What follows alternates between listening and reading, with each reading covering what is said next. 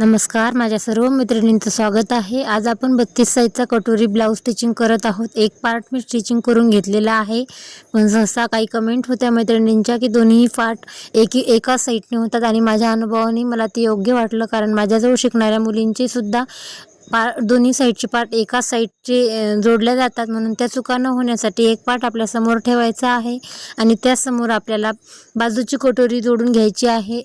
नवीन शिकणाऱ्यांसाठी ह्या छोट्या छोट्या स्टेप खूप महत्त्वाच्या असतात। बघा, दोन्ही पार्ट आपले व्यवस्थित आलेले आहेत आणि आता आपल्याला टक्स घ्यायचा आहे। तर कटोरीचा टक्स साईज चेस्टच्या साईजनुसार असतो, तर मी 32 साईजचा ब्लाऊज स्टिचिंग करत आहे। तर बघा, 32 साईजसाठी खालच्या साईडने 1.5 इंच आणि उभा आपला 2 इंच टक्स लागणार आहे। मी अंदाजीच घेतलेला आहे, पण मोजून तो तितकाच भरतो। तुम्ही तुमचा टक्स घेता वेळेस जोपर्यंत तुम्ही नवीन आहेत तोपर्यंत अंदाजाने टक्स घ्यायचा नाही, मोजूनच घ्यायचा आहे।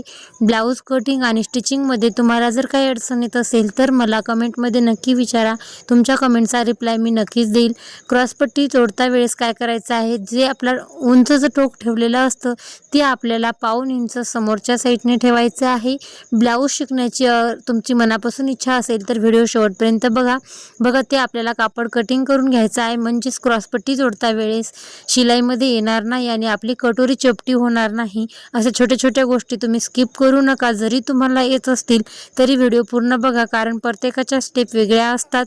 एखादी स्टेप तुम्हाला यातली सुद्धा सोपी जाऊ शकते आणि तुम्ही नवीन शिकत असाल तर तुम्ही व्हिडिओ स्किप न करता पूर्ण जर बघितला तर नक्कीच तुम्ही ब्लाऊज शिकू शकता।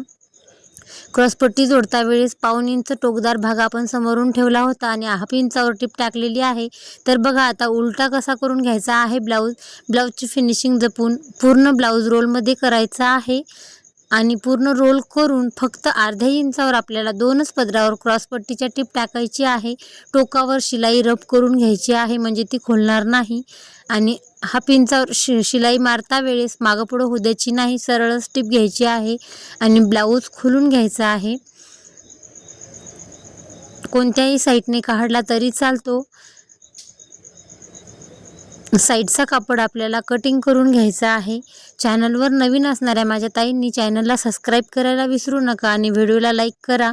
आणि तुम्हाला ब्लाऊज स्टिचिंगमध्ये काही अडचण असेल तर कमेंटमध्ये मला नक्की विचारा।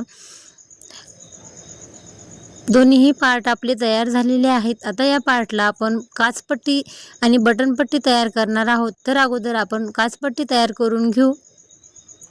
अगदी सहजपणे आपण काचबटनपट्टी तयार करणार आहोत। ब्लाऊज स्टिचिंग करणे खूप सोपं आहे, फक्त प्रॅक्टिस खूप महत्त्वाची असते। तर काचबटनपट्टी तयार करता वेळी 1.5 इंचाची एक पट्टी घेतलेली आहे, 1/2 इंच खालच्या साईडने फोल्ड केलेली आहे आणि काचबटनपट्टी तयार करता वेळेस आपल्याला ब्लाऊजच्या वरच्या साईडने स्टिचिंग करायची आहे। सरळ भागाकडून पट्टी स्टिचिंग करून नंतर आतमधून फोल्ड करायची आहे।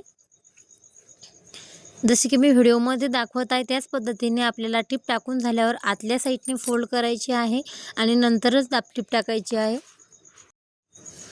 दाबटीप टाकून झाल्यावर आपल्याला जो कापड आहे फिनिशिंग तुम्ही बघू शकता, उरलेला कापड आपल्याला 1/2 इंच फोल्ड करून त्या कापडच्या काठावर टिप टाकायची आहे। नवीन शिकणाऱ्यांसाठी ह्या छोट्या छोट्या गोष्टी खूप महत्त्वाच्या आहेत। सबस्क्राईब करायला विसरू नका, लाईक करा।